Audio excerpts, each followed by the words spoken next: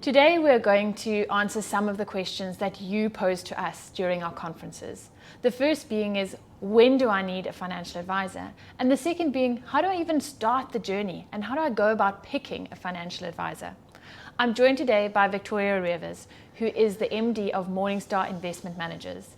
It's a global company that helps advisors build portfolios that will meet the objectives of their clients. Victoria's got 21 years in the industry, and most of that has been spent with advisors and their clients building portfolios. So she's very well versed in seeing what makes an advisor-client relationship work, why some of them fail. So we've asked her here today to share her expertise on that. Thank you for joining us, Vicky. It's wonderful to be here with you, Siobhan.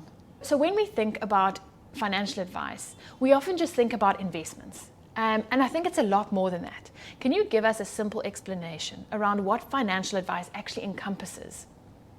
So you're right, Siobhan, many people think of financial advice as just about saving for retirement and with the focus being on investments.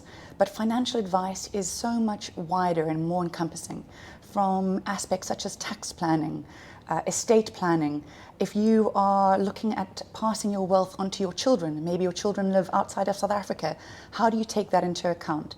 And I think the key with financial advice is that no matter what your age is or where you are in your financial life cycle, you need good advice. If you've got your first job, what should you be saving? What type of investment do you put your money in?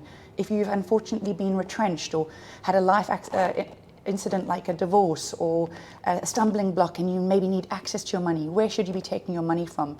So that financial advice is a journey that you'll have your whole life, and it's more than just the investment piece. It looks at your wealth holistically. I suppose, and COVID was a very good example of that, something that no one expected.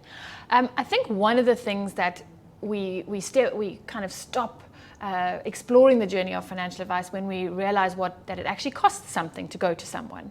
And I think the cost of financial advice sometimes stops people exploring it further. So maybe if you just talk to us a little bit about why we should actually pay for good financial advice. It's such a good question, because when you think of financial advice, the rewards and the benefit of good financial advice are only seen well into the future, and those rewards are enormous. But the one thing you see up front, and the only tangible, is the fee. And so it's the easiest thing to question, what am I paying this fee for? Because you don't see a result in 1 year, you maybe don't even see a result in 3 years. And a bit like, you and I can cut our own hair, we can self-medicate by Googling, let's see, I've got a headache, what should I take? But the reality is we don't do that. We go to a professional because we know that they will do a better job. And the same can be said for financial advice. It's an incredibly important job, and you need to go to a professional who can actually help you through that journey. And at Morningstar, we did some interesting work to look at what is the actual value of good financial advice. Because, as I mentioned, it's quite hard to quantify, and everybody's financial journey is different. And the work that Morningstar did looked over various periods of time, and they looked at the value that was generated by good financial advice. And it equated to, net of fees, about 2% per annum. Now, you might think 2%, that doesn't sound like a lot. But if you compound 2% over time, that is a very, very big number. And that is net of fees. So the value of financial advice is actually a very large number. And I suppose also the more complicated your situation becomes, the more you need a financial advisor. It's a little bit like you can go to a GP for something simple, but you need a specialist if something more serious happens. So as your circumstances become more and more complicated, the more and more you might need financial advice. Absolutely. Even a simple fact like you can have an incredible investment outcome, but if you haven't got the right tax structure, you're going to pay a lot of tax on exit. And just that piece of advice in terms of being in the right tax structure right from the outset can save you a lot of money. So what are the elements? What makes good financial advice? What makes a good financial advisor? Well, I think from an investor's perspective, what you want is a financial plan that allows you to live well today, but also retire well. Because often people think there's a trade-off. I must have a frugal life today because I'm saving for my retirement. And that's quite hard, particularly when you're young. So you want a financial plan that's realistic, that has realistic expectations about how well you can retire depending on how you live today.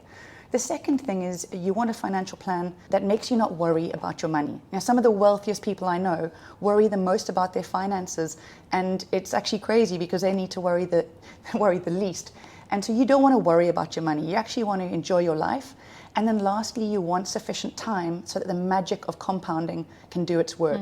And that really is where, from an investment perspective, good financial advice will put you in the right investment product to meet your needs in whatever time period you have. Yeah, and I suppose not making those silly mistakes as well, which an advisor can help you not decide to jump out of the market at the wrong time as well. So particularly at times like this, Yeah. markets are tough, people are panicking, we extrapolate into the future, and this is when you need good, sound advice just to sit on your hands. So I've decided now I want a financial advisor. I need a financial advisor. What are the things that I should look for? What makes a good client-advisor relationship? Well, there's some hard facts and some soft facts to consider. I guess from a hard fact perspective, you do want somebody who's got the good qualifications, they've got a track record, they're independent, that is key, and they're transparent with regards to their fees and their process, and they work with reputable partners. Now, we work in a very regulated industry, so most of the good financial advisors will tick that box. The softer issues are probably more important, say from a regulation perspective, because we are very well regulated, and that is that the relationship you have with a financial advisor, it's a long-term relationship. You can have huge value destruction if you keep changing your financial advisor. So you want somebody that you want to call, that you trust, that you want to call when times are bad. You want somebody who's going to be around for your financial journey. So I guess there's an element of age matching there, if I can say that. And the other aspect is, in a world filled with jargon, which is what we're in, it's actually quite simple. Do I have enough money to retire? Am I investing in the right product? So you want a financial advisor who speaks in a language that you can understand.